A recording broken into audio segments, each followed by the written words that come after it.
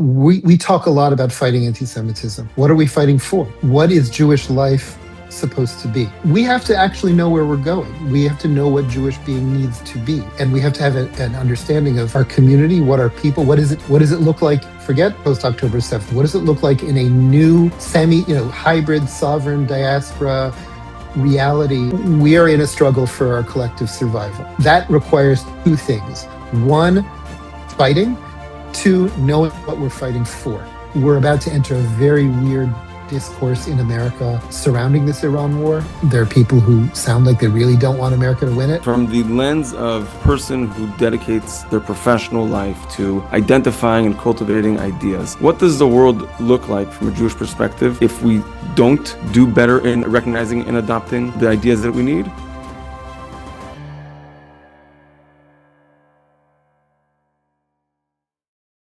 Welcome to the Long Path Podcast, where every week we have conversations with thinkers and educators and activists and artists from the Jewish world. We talk about ideas and moments that are animating Jewish life forward. I'm Amitai Freeman. I'm the founding director of the Z3 Project. And I'm really excited about this week's episode and our guest. It's my dear friend, David Hazony. Dr. David Hazony is the director of our institute, the Z3 Institute for Jewish Priorities, and its full name. He's an accomplishing gentleman. He's done a lot already. He's authored several books. He's edited others. Most recently, Young Zionist Voices, which is a collection of 30 essays by 30 writers under the age of 30, exploring Zionism in this moment.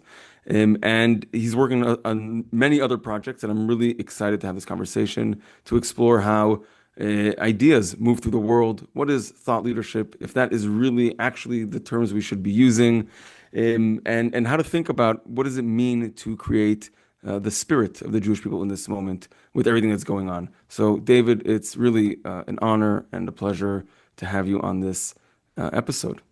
Thank you so much for having me.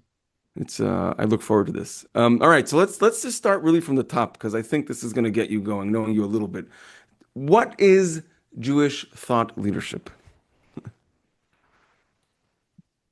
Well,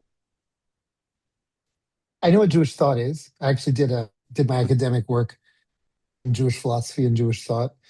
I think thought leadership is when ideas that are new ideas are developed that have direct implications for Jewish life. Okay, and that can be put into practice and fundamentally change how we express ourselves, how we live, how we relate to our Jewish identity, how we relate to Jewish religion and institutions. And we happen to be in a time right now when we desperately need it, because especially in the wake of October 7th, I think it's become really clear that Jewish institutions didn't prepare us adequately for this moment. That this is something I discovered when I was doing Young Zionist Voices and editing these essays by young people. There's a lot of anger in the wake of October 7th about the failure of Jewish institutions, and I'm using that very broadly, but more specifically, the failure to prepare for mass waves of anti-Semitism coming from the left. We also see institutions failing in the religious sphere. We see synagogues where people stayed away during COVID and didn't come back, and their inability to attract membership suggests a fundamental mismatch between the needs both of a new generation, but also the needs of the community as a whole in this moment, and the way these institutions have been structured and thought out, and their structures are a reflection of ideas. They're a reflection of strategies of survival that the community adopted over the course of a century. They're also, not everything is ideas. They're also the result of turf wars and of internal politics. But the point of it all is, I feel like the Jewish community has seen the glitch in the matrix. I feel like there is a sense that something's fundamentally wrong with the structure of identity, the way the institutions are built to reflect Jewish identity, engagement, pride, however you want to describe it. and there's an awareness that we need new ideas, new thinking that can translate into new structures, new actions, and new habits. That's great. So help me just let's unpack that a little bit for a second because you said several things, of course. So first of all, I want to take a moment, take a beat on this idea of like you said I understand what Jewish thought is, right? So you have like you broke it down to like there's thought and there's leadership, and then there's the right, and then the connection of the ideas going together. So if we can for a second focus on how would we understand Jewish thought, we'll start there, and then I'll ask the follow-up. But I want to start there Look, for a second. Jewish thought, also known as Jewish philosophy, has been going on for thousands of years. There was a huge wave of Jewish philosophy in the medieval period.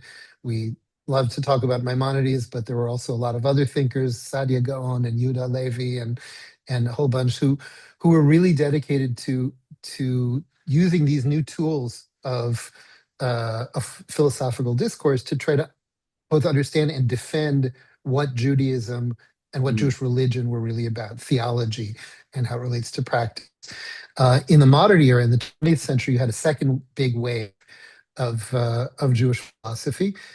We think of Soloveitchik, and we think of Emil Fackenheim. A sub part of that is like post-Holocaust theology. Franz Rosenzweig. There were all these different thinkers who, again, tried to internalize the big changes in philosophical thinking more broadly and use them as tools to both understand and defend kind of core Jewish beliefs and practices. Um, Very often, these didn't necessarily directly relate to uh, how do we structure our lives, but they did relate to trying to get to the heart of what is Judaism. Um, Today, I think there is a sense, an understanding that even the word Judaism, as distinct from Jewish life and Jewish peoplehood, that this is a false distinction. That we have spent, especially in the West, especially in the United States, we built a whole lot of structures under the belief that Judaism as a religion is something different from Jewish peoplehood and Jewish mm, communal life. Whereas as this isn't a distinction that exists in our tradition. Our tradition basically integrates it all together into Jewish being, I call it. Um, Once you understand that and you realize, wait a second, why are this track of denominations and rabbis and the things that were kind of assigned to synagogues, such as early childhood education or right. pastoral care, all of these things that are communal responsibilities rather than specifically rabbinic responsibilities.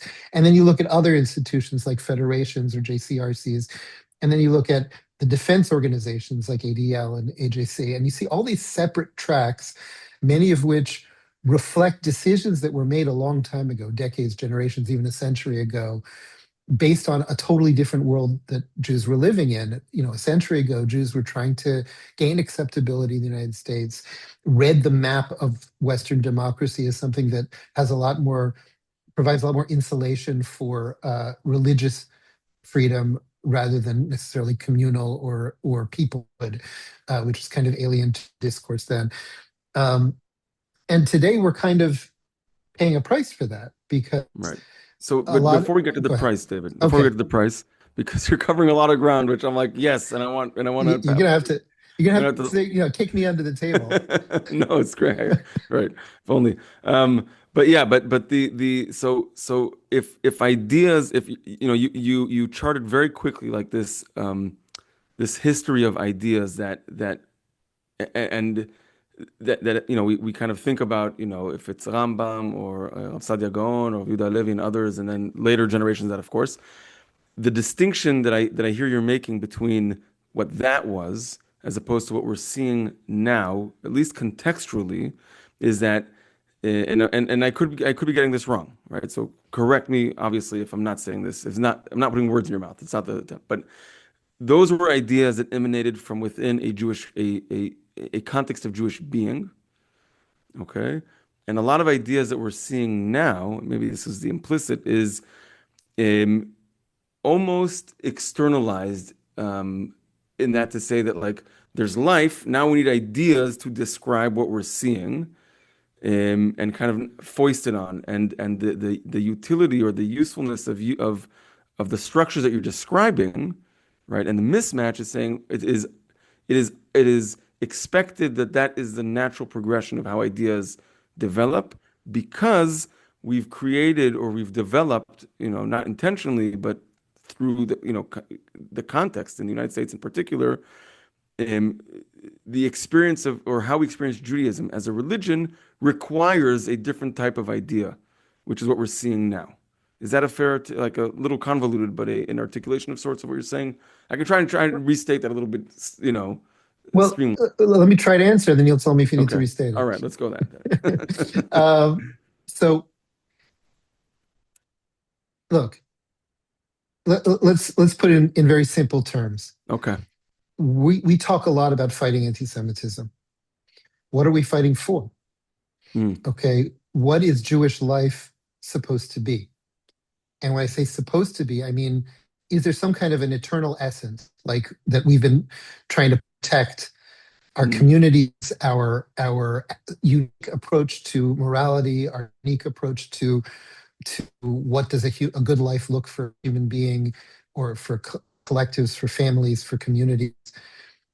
There's assumption, and I think it's a good assumption, that we've had this thing that we've been carrying with us for centuries and thousands of years, that was so important that we were willing to make massive sacrifices and even take massive risks just to protect it, just to keep it going from generation to generation. Why didn't we capitulate to the Inquisition? Why didn't Hmm. we capitulate to the Islamic insistence that we become dhimmis and maybe even accept Islam? Why didn't we capitulate when so many other peoples did? Because once you have the answer to that question, it gives you the core answer to the question of what we need to be doing now and why it's so important. Why is, and it has a ripple effect out Right. in the fields of education, in the fields of philanthropy, in the fields of what are the kind of institutions we might want to start creating that reshuffle the formula. Okay. For example, the work you've been doing with reinventing the concept of a JCC in North America as something that's much more profound and important spiritually, educationally, than maybe what JCCs had become in many communities. That's one example of how rethinking what being Jewish means, who we are, and expressing it in a way that then ripples out towards rethinking the kind of institutions, the kind of engagement, the Hmm. kind of programming. Because what we've been seeing instead over the last 50, 30, 40, 50 years is a kind of reactive pose. We see statistics that show assimilation.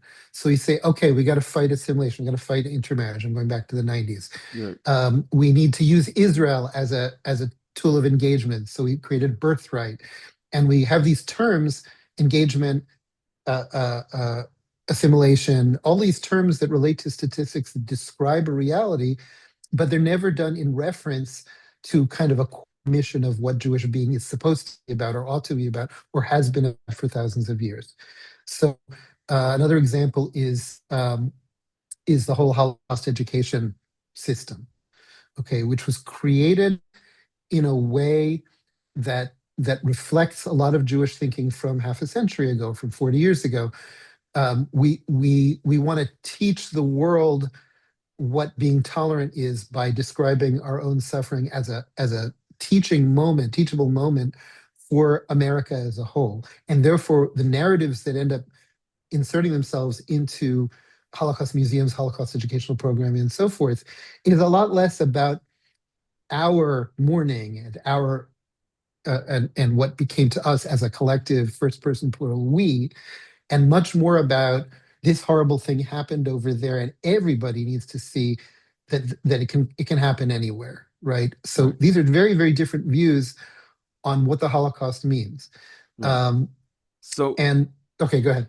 yeah, so these are, so what you're now dipping into are some of the ideas themselves, but I think it's worth, and I'm sorry that I'm kind of like, it's not pushing back. I just want to really crystallize because I know we've had many conversations, David, right? So like I know that you're not a huge fan of this idea of like thought leadership, and I'm trying to like get to the heart of the idea of the descriptor of as thought leadership, of obviously of ideas and what it will take to move us forward. A huge, that's the job. That's what you're Just to doing. be clear, I Yeah, don't mind the term thought leadership. I think there is such a thing as a thought leader.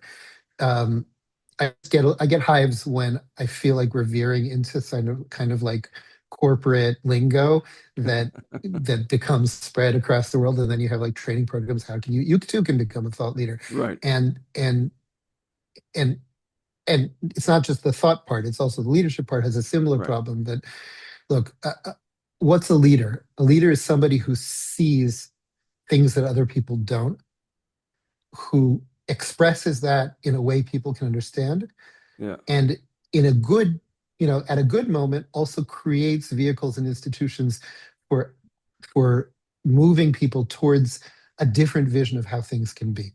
right. Okay, and people who do that, in retrospect, we look at them as leaders, and thought leaders, if they are also getting focusing very much on the core ideas that lead the errors that lead to the problems that we have. Um, so So go ahead. so connecting the dots for a second here, Yeah. and I'm trying to keep up, David. You gotta, you know, is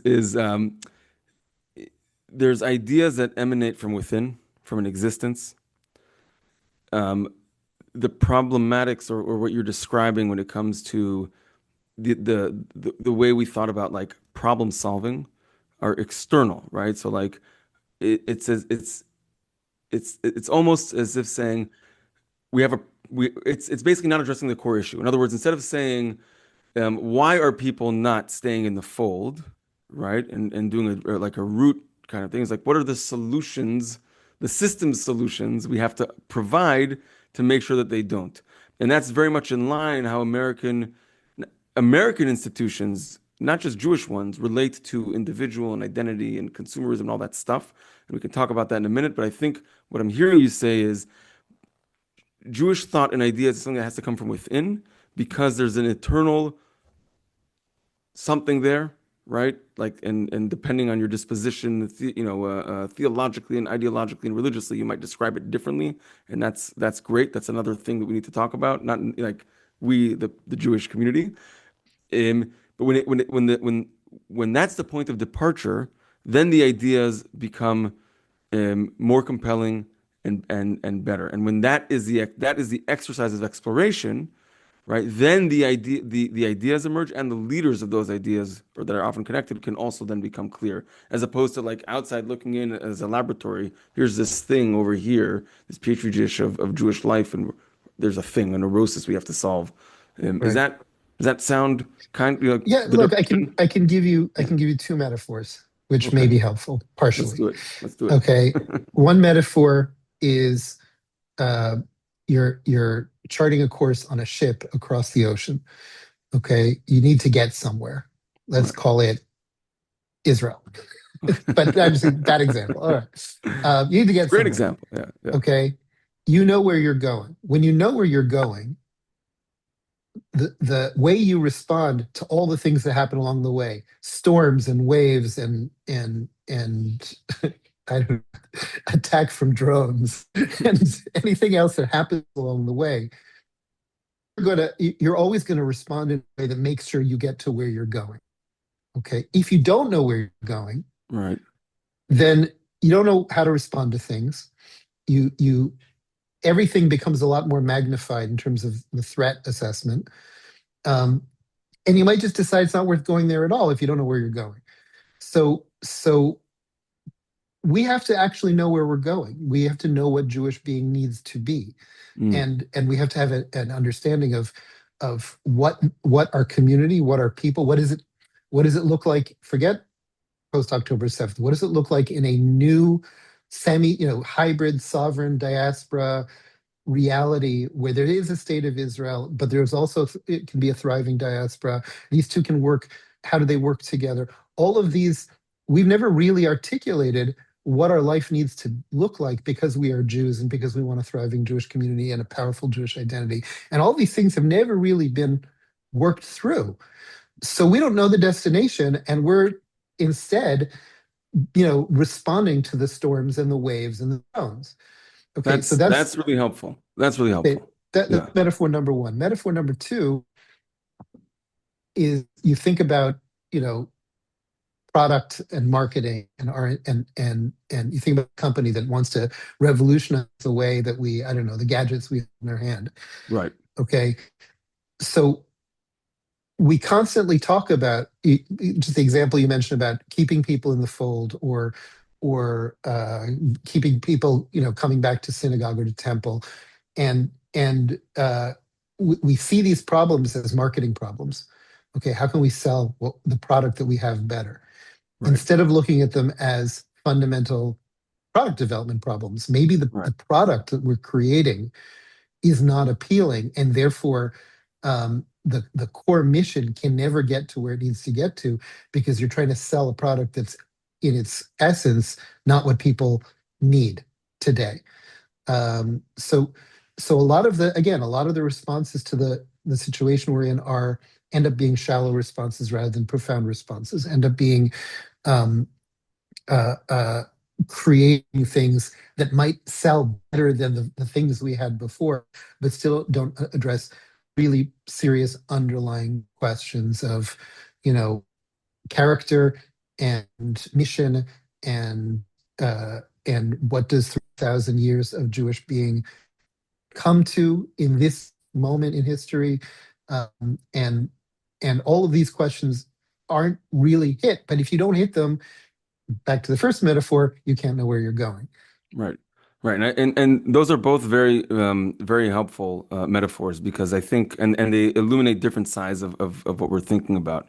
And not to homogenize them, but like with the product metaphor, it's it's it's not only that you think you're not even sure what the product that you're selling, right? Let alone if it's good or not, right? Because it's like shape shifting based on your understanding of the problem, right? And so there's an issue there, and I find that helpful, because if I'm thinking back about, you mentioned the JCCs and peoplehood and this moment, and I wonder how you would respond to this. But I think for a long time, I think there was a fairly uniform understanding of that destination, right? Of that image. When the range of what was acceptable Jewish practice was more limited, right? Or orthodoxy, right? We'll say, then sure, there were variations and differences, but there was a shared portrait of where we're going. I think once Judaism started fragmenting in a way where that shared future became more, I'll say, became less, clear, and more, um, uh, um, uh, yeah, just less clear. Then like the denominations outside of Israel couldn't align, and that helped the acceleration of the fragmentation. And that's where Zionism came in for American Jewry. It's like, oh, we can now unify behind a single vision again, right? You can do your Jewish any way you want to do it. Believe in God, don't believe in God. Keep kosher, don't keep kosher. Shabbat, whatever it is. You believe in this thesis and this theory. It's great, but we need still that unifying idea. Then the problem Well, at some point that no longer holds credence, right? The affinity to Israel, and we're in a different stage in that perspective. well. Look, when you say Zion, the question, you can always come up with band-aids. You can always come up with things that on the face of them look very attractive, and especially if they can pump your adrenaline. Right. And when for a very long time, what you're describing as Zionism was actually political activism. It was like Mm. let's, what's our Zionism? We, vote for certain politicians, and we go to certain conferences, and we wave a flag. Um, and for a very long time, as an Israeli, as somebody has already spent 30 years in Israel and a child of Israelis, and I first came to Washington in 2013 to join an Israel advocacy organization called the Israel Project. And I was very struck by how great the gap was between the pro-Israel community and my experience as an Israeli. There Yeah. was very little awareness of Israeli culture, very little Yeah. interest in learning Hebrew. What does it mean to have kids serve in the army? All of these things, and again, we're going back more than a decade, and all these things were quite alien to the conversation of the pro-Israel community, to the point that I was, working an office of 25 people in an organization with the word Israel in its name, and I was one of the only people who knew Hebrew. Yeah. And I thought that was just so very bizarre. So what you're describing about Reform Conservative Orthodox, the interesting part here about that split isn't how different they were, but the fact that they all insisted that they were Judaism. Meaning, Mm. you can go back 2,000 years, and we also had splits, right? We also had, Right. Christianity branched off out of rabbinic Judaism, but when things branched out, it wasn't the only time. The Karaites and the Yeah. Yeah. Samaritans and all these different groups over the And many courses that we don't of, even remember their names now. and many Yeah. that we don't remember their Yeah. names, they split off and they disappeared, or they transformed into something outside of Judaism. What's happened here is that Reform Judaism insisted it was Judaism, which is great, and Orthodox Judaism, which modernized and turned into modern ultra Orthodoxy, which isn't that similar to what it was centuries before. All of them insist that they are Judaism. So the task was to go deeper, like the way it should have done, and to find commonalities on a deeper level. Um, Zionism wasn't the way that Zionism was interpreted in America wasn't fit for purpose, because it was essentially about political activism for the Jewish state. It wasn't about, let's go back and study Ahad Ha'am and Pinsker and Max Nordau, and understand that these thinkers, these early Zionist thinkers, as Einat Wilf points out in her upcoming book Teaching Zionism, that these thinkers weren't just about creating a state. They were about, first of all, a critique of what diaspora life had turned the Jews into, about Right. its impact on our character and on our commitment to that ancient Jewish fire. And second, it had many different potential applications. One of which was a political Zionism, but then there was Ahad Ha'am's cultural Zionism, the idea of creating a powerful cultural center based on language and poetry and all the different forms there, and then those two ended up kind of being syncretized into Chaim Weizmann's synthetic Zionism.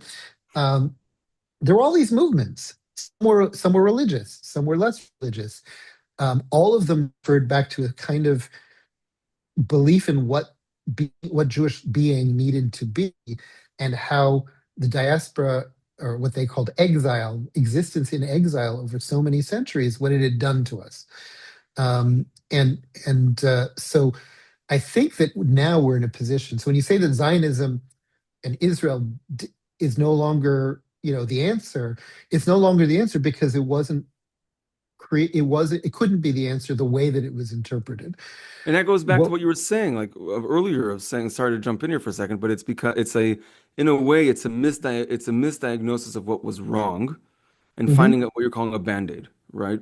And by the Yeah. way, I don't even know if is that like correct English, or is that you and I translating from Hebrew? No, no, Right. Band-Aid solution is good English. I mean, it's so plastic, Yeah. um, but either way, right? What we're seeing consistently, though, and I think it's emerging and re-emerging. I think we're both pulling to this direction. Is that there is such a thing as good, like,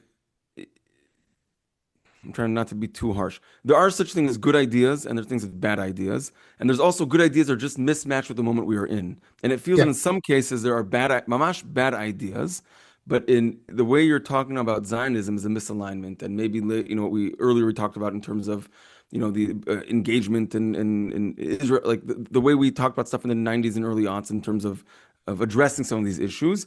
Some of them are great ideas, but once there's a misalignment, and to me that goes back to how do you experience, I don't even want to say Judaism, Jewish life. I think that Right. that we are in a struggle for our collective survival. That requires two things. One, fighting. Two, knowing what we're fighting for and deepening that. And if we lose either one of those pieces, then we lose the battle. Right. So We again, can't confuse them. We can't and you can't confuse them. confuse them. Yeah. I think that much of what happened over 2 centuries, not just 1 century, in Jewish life in America was the development of strategies of survival that were optimized for what American society looked like, and then confusing that for the essence of what being Jewish is actually about. And the greatest example of that you see is in the Pittsburgh Platform, Right. because when they articulated the Pittsburgh Platform and said we are no longer a people and have no desire to recreate a Jewish kingdom, we Right. are a community of faith. Okay, that was a betrayal of the core essence of being Jewish. Okay, Yeah. and I know why they did it. They did it because America was a new country, and black on white in the First Amendment was freedom of religion, and it became a very convenient way to protect Jewish life was to recast ourselves as a community of faith. But Yeah. it wasn't real. Right. So I have a lot of thoughts on that. We no, no, we need for a second just to expand on the Pittsburgh platform, what that is, if you don't mind, because I'm Okay, go not ahead. sure everybody so I mean, I think you're better positioned to say more about it. I can fill in the holes where if I see any, but I think having that you invoked it. So in the 1880s, first of all, just to the background to the Pittsburgh Platform, there's much background, but it goes like this. Yeah. Our modern Jewish era begins more or less in 1881. 1881, Tsar Alexander II is killed in Russia, and a huge migration of Jews happens, um, including the creation of American Jewry as a large community with millions Yes. of people. Um, Everything gets re-scrambled. Okay, it's in the 20 years that followed that we have the Pittsburgh Platform, which defined Reform Judaism for the next 20, 30 years. We have the creation of Zionism. Herzl writes his Jewish state and creates the Zionist organization, Zionist congresses, Congress. which Yep. sets the ball rolling. We have the establishment of the Jewish Theological Seminary, which is conservative Judaism's kind of rabbinic institute and thought direction. We have the creation of the Orthodox Union and what became Yeshiva University. So all of the denominations plus Zionism really owe their establishment origins to this sudden new situation where we have millions of Jews in America and Western Europe, um, and uh, and everything gets okay. What the Reform movement did, and they weren't into. We know that they weren't into halacha, and they weren't into.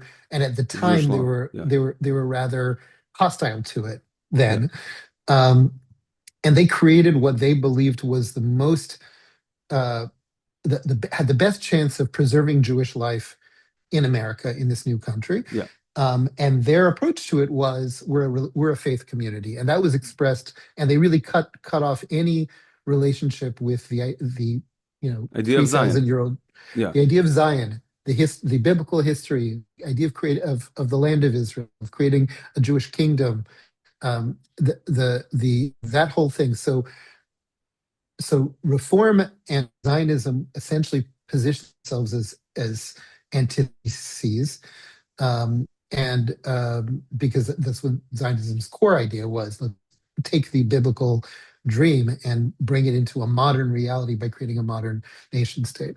Um, With traditional halachic Judaism being the shared enemy of both. yes, although the Zionist movement, With to be fair, qualifications. With yeah, qualifications. the Zionist movement worked also to do its best to include, Yeah. uh, Observant. so Yeah. Herzl was involved in the creation of Mizrahi, which became later what we call religious Zionism, Right. and there was a hope of including as much of Orthodoxy as they could within this Zionist project. Sure, but Um, that was okay. There's so many it was a tangents subset. here. It was a small thing. It No, wasn't no, a no, not core. it's not even that. It was as a critique of diaspora existence in life. They project that on religiosity and orthodoxy, right? So whatever Yeah. pragmatic necessity of bringing in people into the fold was secondary of this creation of a new Jew. And I think similarly can be argued about the reform movement in the United States, right? And I'm waiting very carefully because it's not my area of expertise. But if they thought that the United States was the almost promised land, if not the promised land, then the reconfiguration of Jewish life meant a rejection of whatever held it back in the old country. Yeah. Listen, I can give you very clear examples because my both of my parents were born in pre-state Palestine in Eretz Israel in the 20s and 30s. Sorry, my grandparents came over in the 20s and 30s. Both of my parents were born in the 1930s. They grew up in homes that rejected Yiddish Yep. in order to make room for a new revitalized Hebrew language. They grew up in an atmosphere where neckties were considered bourgeois and old country. Yeah. But it even comes to like personal stories. I don't know very much who my about my family from earlier times. Like they didn't Right. tell stories in any positive way because the diaspora experience for them was a very harsh one. Okay, this was in Ukraine, this was in Poland and Lithuania, this was in places where Jewish life was very, you know, vulnerable and circumscribed and you were a Jew because you were a Jew. I don't care what you think or what you Yeah. believe or what your faith is. Like the idea that it was a religion as opposed to a tribe would have been laughable in Eastern Europe. Yep. Um, and not just then. I mean, even when I met Soviet Jews who moved to Israel, um, they would tell me they you know I was in the army with a bunch of them, and they would say, "Look, I spent my whole life in the Soviet Union being a Jew, being told I was a Jew, being reinforced Yeah. that I was a Jew, and now I get here and now I'm a Russian, and everyone thinks Yeah. I'm a Russian." Yeah. Yeah. So, but what's constant about all of this, David, and then just one side note, the Pittsburgh platform was basically almost entirely reversed with another platform a little bit later. So we don't have to. I don't want to leave it the impression that that is the defining or driving force of Reform Judaism No, I think today. the Reform movement changed fundamentally Yeah. over the course of the 1920s, 30s, and especially after the state of Israel. Yeah, for sure. So, but back to this idea of ideas, because I think this is where we started our conversation. I really would like to get some of your insight as someone who's been following the movement of ideas from individuals and through community, like through institutions and communities, until they become commonplace. And so, if you can maybe help us understand um, how how does one think about identifying these ideas as they're emerging, right? Because history being the judge is an important kind of it helps it helps ground us and keep us it gives us a level of humility, right? Of like, okay, I can Mhm. see something when I see it, but also let's give it some time. But how does one think about identifying these ideas, especially in this moment the statement that you made is like we really we're in a critical moment post Yeah. 10/7 and everything that's going on in Iran. We'll talk about that in a minute also. But so how do we do that? How does that happen? Look, the first instinct, if you go back through history and also in our own time, is that, like it or not, it has something to do with books. Okay. Because because so much of our world, so many of the lens through which we understand what we're experiencing, it finds its deepest expression and its anchored expression in books. Okay. And, people, and I'll give a great Jewish example. People love to talk about Rabbi Abraham Joshua Heschel. Mm, Okay. Rabbi Heschel was one of the great Jewish thinkers, again, during the period of Jewish philosophy in the middle of the 20th century. Um, but he was most famous for marching with Dr. Martin Luther King in Selma and saying that he felt that his feet were praying. And there are a lot of Jewish homes that have a picture of him in Selma on their walls. It became, yeah, you can really tell a lot about a culture by what people put on their walls, right? right. So like there's Golda and there's the Western Wall and there's Abraham Joshua Heschel. But when they look at him as an inspirational figure, they often forget that he also wrote a lot of books. A lot. Okay, A lot. and those books were not about anti-Semitism, and they weren't about racism and civil rights. They were books about Sabbath. They were books Mm. about prophets and the prophetic tradition. They were books that went so deep as to create a confidence in him that what he was talking about. Uh, so, so one is to recognize that there is a world of writing and of books that has a direct impact, even if we never read the books ourselves, on how we see the world. How many times a day do you hear somebody say, well, that reached a tipping point? Yeah, Right. Malcolm Gladwell is really happy that you're saying that because Yeah. we only do it because he wrote that book. Or Yeah. within the Jewish world, how many times do we hear the expression startup nation? Startup nation begins with a book. Okay. It wasn't just something that people, nobody said it before the book came out. And it Right. wasn't just, what did that book do? It said, hey, you may think of Israel, there was this long chain of expressions: David against Goliath, the only democracy in the Middle East, the most Yeah. moral, whatever. All of these things were kind of the way we talked about Israel. But there was a reality in the meantime, all through the beginning, really going back to the 1980s, but especially into the 2000s, Israel became a much more powerful economy and a much more innovative place, and where Israeli companies, artists, and entrepreneurs were changing whole fields of industry. And the authors, Saul Singer and Dan Senor, identified that, wrote a book that went through a lot of these different areas, packaged it all together under the phrase Startup Nation. And that book became a bestseller because suddenly we could look at Israel in a very different way, in a very positive way, that that opened up the world to understanding Israel in a completely different light, creating a new lens through which we understand reality. And that understanding has led to a whole different. I mean, it encouraged obviously a lot of investment Sure. in a whole range of innovative Sure. areas, but also changed fundamentally how we look at the country from the Right. outside. So books are a vehicle for these ideas, right? A necessary, a requisite almost for these for ideas to travel.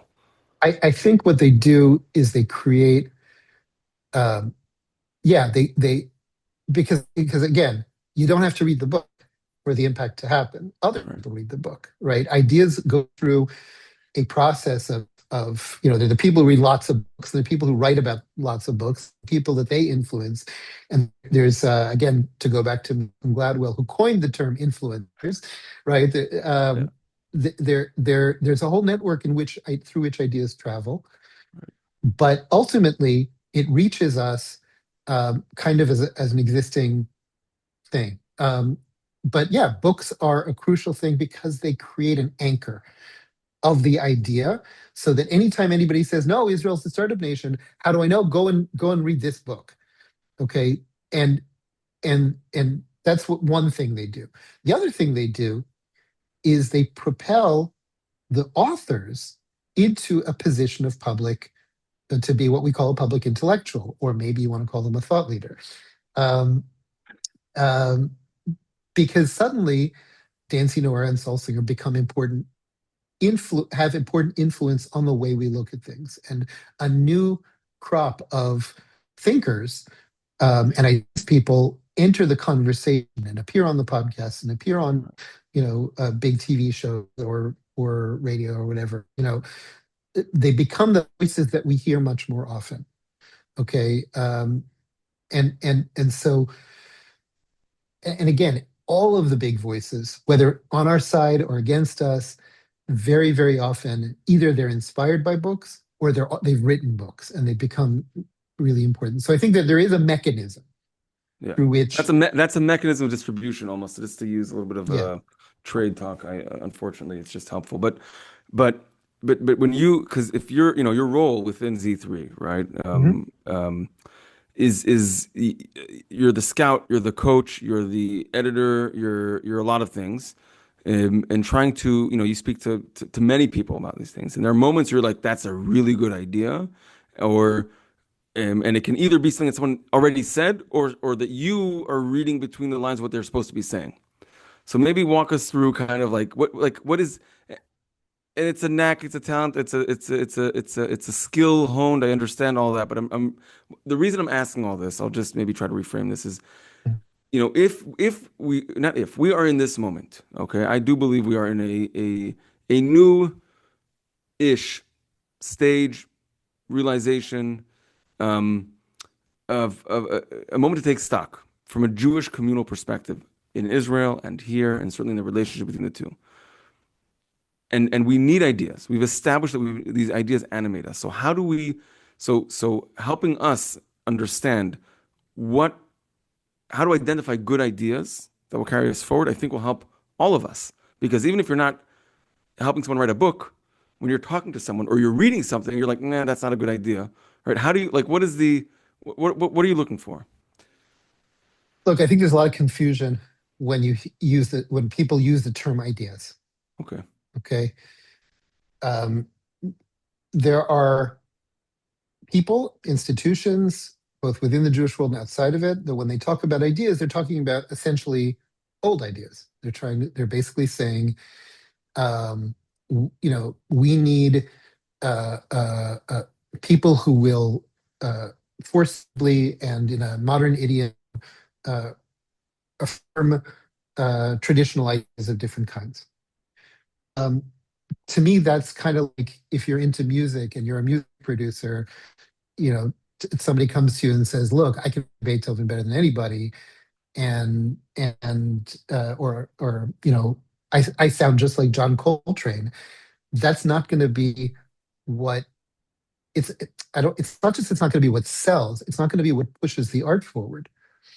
Okay, so so the real question that we always have to be asking is, who has something new to say at this big conversation? We're all sitting around the table at dinner, and we're getting kind of sick of hearing the same old things, especially since, you know, the we've had multiple wars, we've had COVID, have a new generation that's gone through things that we never went through in our youth.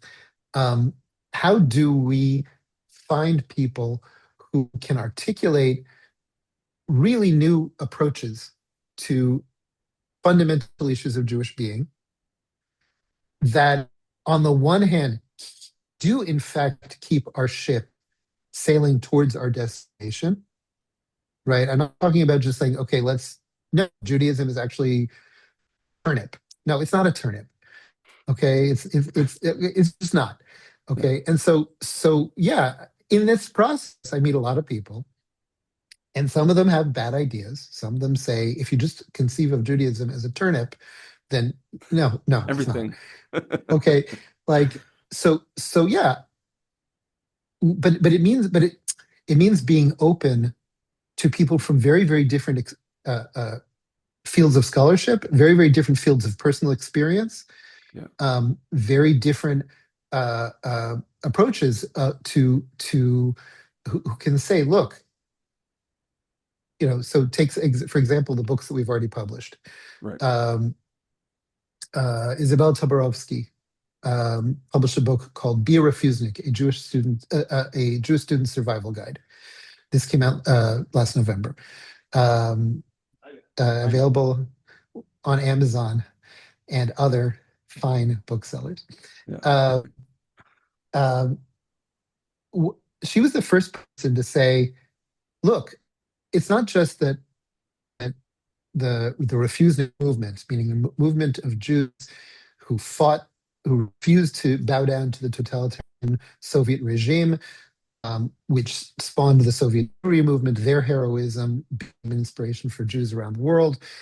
Um, and then the Soviet Union collapsed, and for the most part, for a whole generation passed in which, their heroism and their story started to fade, and new generations came up, and she felt that we were at risk of kind of losing this incredibly powerful example of Jewish heroism that Right. that that should, and especially in the immediate aftermath of October 7th, and we're seeing young Jews trying to find a way to fight back on their campuses or against these anti-Semitic waves and against a whole culture that is totalitarian in its essence, even if it's not anything like the degree of what the Soviet Union was.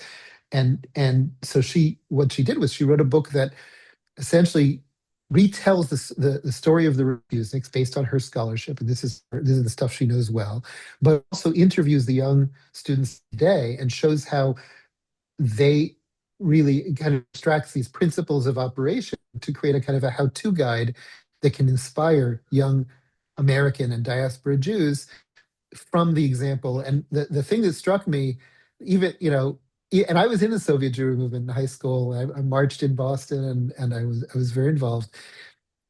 But we forget that the refuseniks were themselves young. Okay, many of them in their 20s. Right. All right. And what Isabella shows us is that they are actually real role models for young Jews today. Okay, Mm. that's a totally new thing. Right. Okay, be a refusenik. That's a new thing for this new generation. But she actually explains what it means in concrete step-by-step terms. Or take Benjamin Kirstein's book, Self-Defense, A Jewish Manifesto. Okay, again, face on the one hand, what he wanted to do was to show American Jews and diaspora Jews, on the one hand, that they're in a moment that requires a very different approach to self-defense from what was prevailing for generations. Right. But on the other hand, which is to say, to show a deep connection between physical and spiritual self-defense, to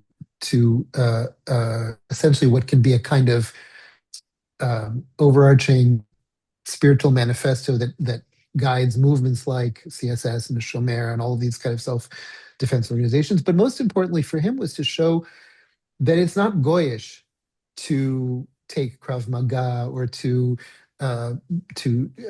or as Charlie Kirk was once asked, also post October 7th, was asked by a Jewish student, what would you recommend to Jews facing anti-Semitic intimidation on campuses?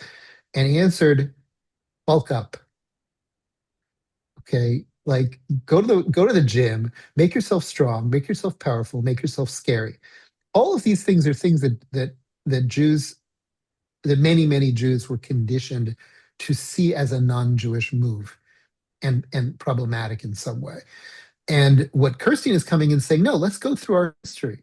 Let's go through our own Jewish experience. We have another author, another fellow at the Institute, Mark Zelka, is writing a book about Muhammad's Jewish wife, an actual story about Safia, the Jewish wife of the Prophet Muhammad, who founded Islam. And when you read, and because I'm involved and I do books, so I've already gotten to read a few of the chapters. One of the things that are amazing about this book is to expose yourself to Jews in the diaspora living in a tribal reality in the Arabian Peninsula, fighting wars to defend themselves.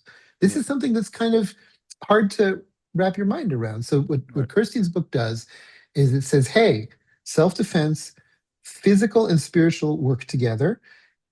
It's a very, very Jewish concept throughout our history, and the moment is now. Okay. Yeah. So you're describing, you spoke about three books here with very different ideas, governing ideas and approaches, and that's the book is the mechanism. But again, like I'm going to push you in this a little bit because I mean, I know the three of them as well. Okay. And at some point I would love to have a conversation with each one of them on this podcast, on this platform. But there's a sense of urgency for each one of them that you're describing, but it also reflects maybe, a role that they might feel, right? Like you have an idea and you want to put it out there. So what is the role of a thought leader? We'll land on that term for now, in this moment. I think the role of the thought leader, of the public intellectual, however you want to call it, is to continue innovating, keep thinking, articulate from soup to nuts what this new approach is, foster the creation of institutions that can actually carry that idea and translate it into practice, um, bring examples to inspire, and in some cases, it's a funny thing with thought leaders and public intellectuals. Sometimes it's just one book that the person writes that changes the world. And sometimes, just like in music, again, sometimes you'll have, a band, sorry for this really weird example, but like, I don't know, the Rolling Stones created a sound. That sound worked. Okay. There's a consistency of their sound from their early albums all the way till the album they put out 2 years ago. It's the Rolling Stones. The Beatles, by contrast, constantly reinvented themselves. There's almost no connection between their early albums and their late albums. Okay, each of these plays a very, very different role in the development of music, and the same thing is true with public intellectuals. You can have some who just are constantly reinventing. That every book is a whole new idea and a whole new world, and others that say something really, really big and really important, and their whole career is just kind of different angles on the same thing, but it has a huge impact on the way we look at ourselves. And both of those are completely legitimate. So so it, it, book publishing is a hard business. Right.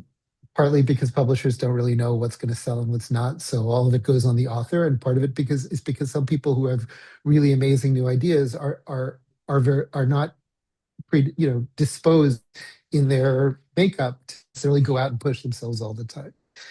I think part of what we do at Z3 is to identify new ideas and new thinkers, give them the tools, give them help and support before the book is published, editorially, to think about how do you make this book, give them tools after the fact in terms of promotional assistance and a sense that they have a team behind them, and then down the road continue to help through various networks and tools that Z3 has, in the rest of what we're doing, to help give these people, these thinkers, a fighting chance to actually penetrate into a very crowded market, and to be heard, and to do it as much as we can in different directions, covering different areas of Jewish life, because everything right now is on the table, and we see as our mandate everything from philanthropy, education, religion, heroism, Holocaust questions, just all the different pieces that make up the existence of Jewish life as it currently exists, and to ask, wait, maybe we should be rethinking this. Maybe there's something deeper here. Maybe we were right at the time, and now the time has changed, or maybe we were wrong at the time and are now living the consequences of bad decisions 50 or 100 years ago. Right. So you answered kind of my next question already, which is, there's the role of the thought leader slash public intellectual or the idea originator, and then there's the responsibility of the institution or the community. And you kind of, you're using our work as an example, but I think we can expand that and say it is incumbent on the communal infrastructure to seek out and cultivate these ideas, and in this moment, not to do it through a narrow ideological lens. In other words, as a way to continue and promote one vision, because everything's on the table. And a lot of what we've done it has helped us get this far, but might not be what we need to go to the next stage. And holding on to the same kind of ideas of structures and promoting ideas through those existing grooves and lanes might not set us up for what comes next. Look, institutions are very, very difficult to change. Yeah. Okay. They're built in a way from the outset that moves in one direction using a certain set of methods.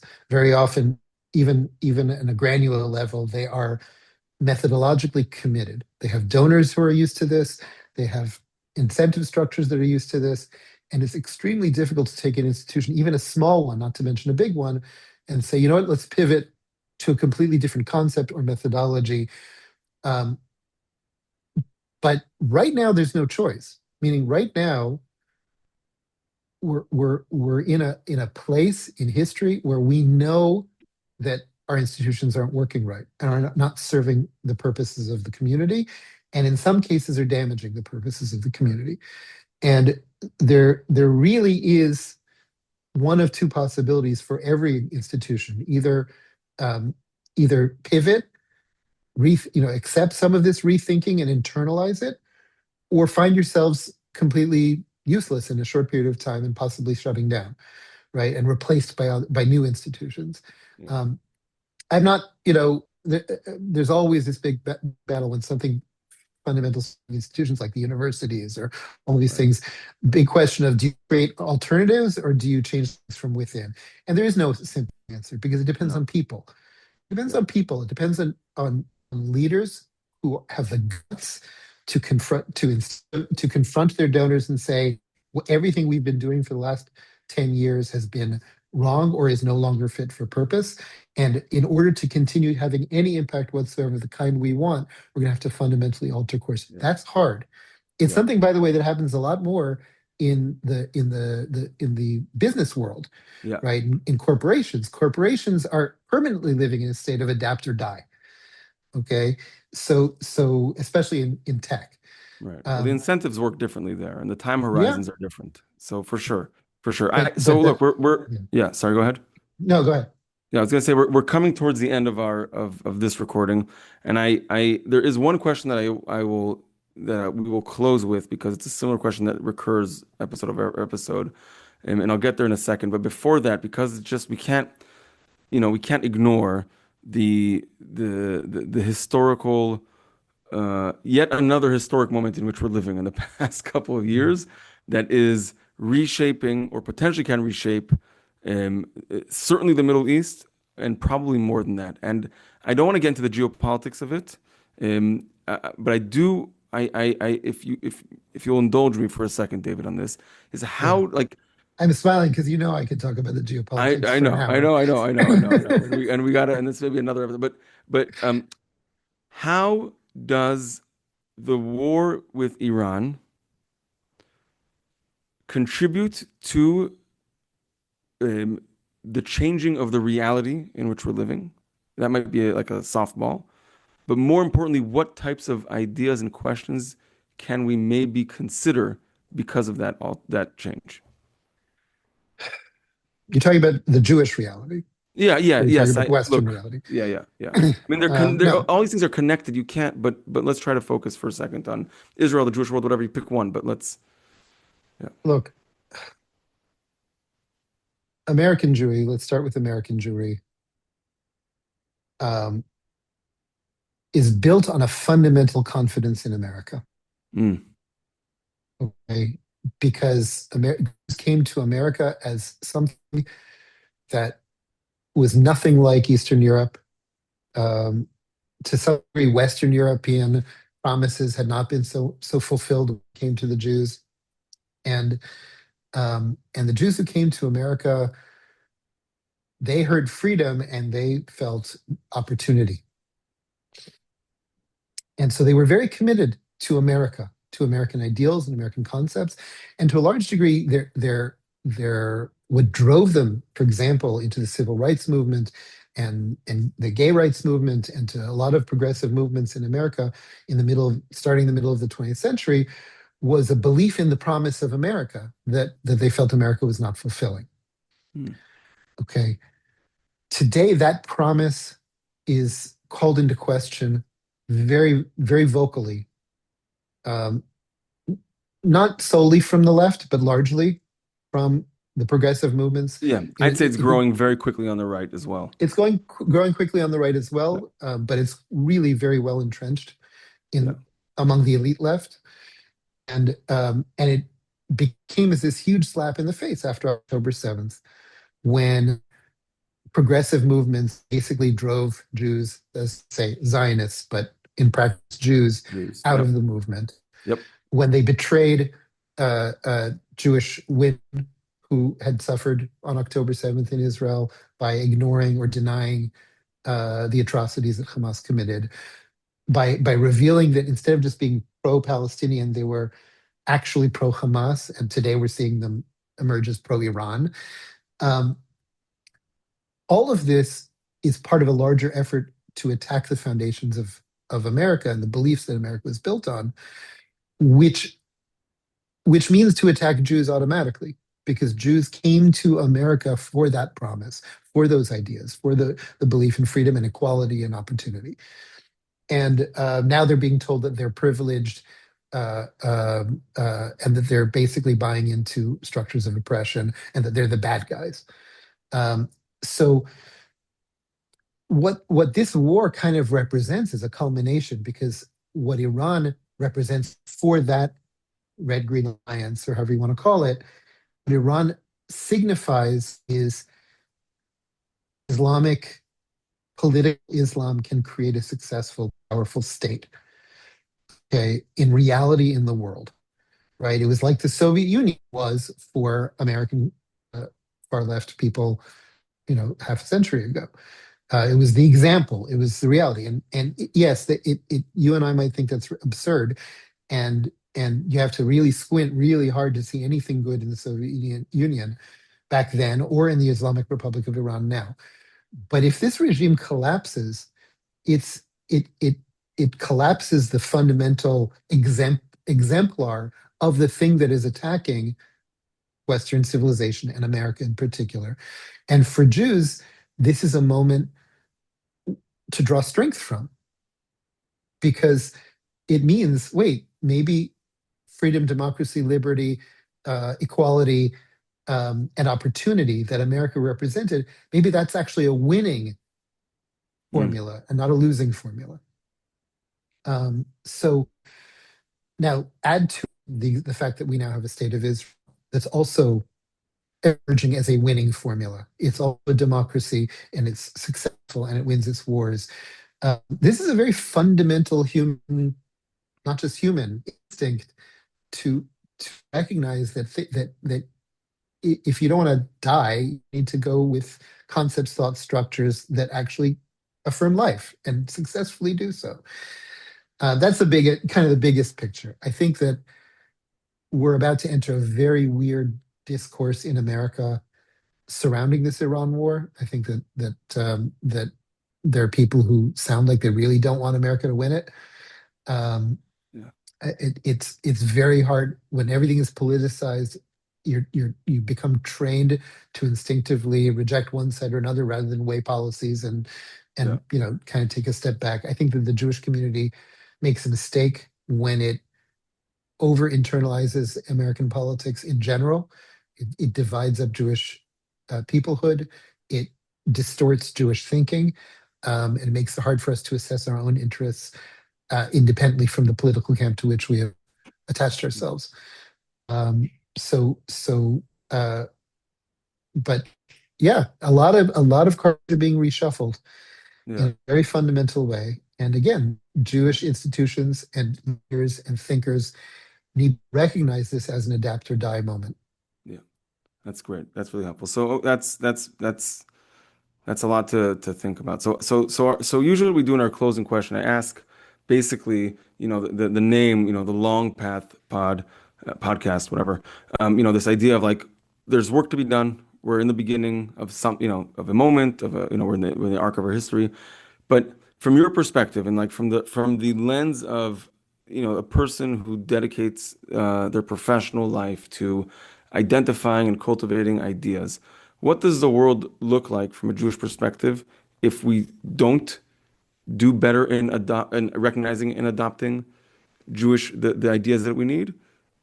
And what does it look like if we actually, maybe course correct is a strong word, but kind of do a better job in identifying this or these ideas?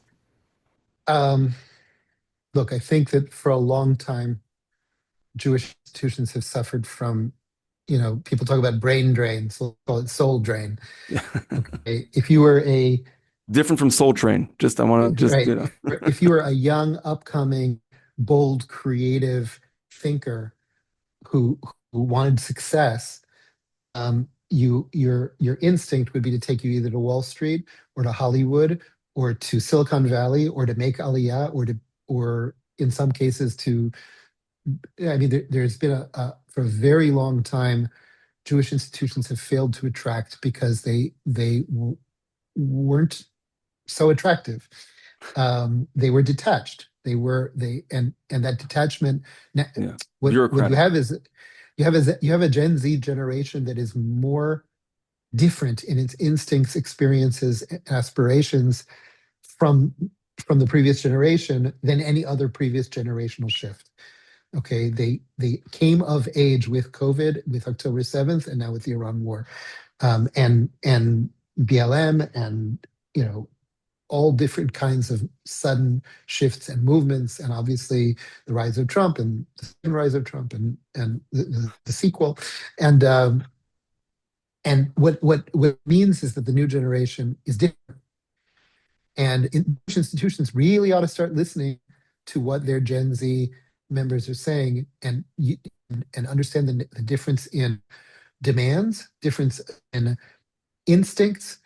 I think that younger Jews are not detached in the sense they might not know that much, but I think they're hungry for a Jewish world that pulls them in and makes them want to be there, makes them learn it, and builds their confidence and tells them we ought to fight back, because I think that's what a lot of them want to hear.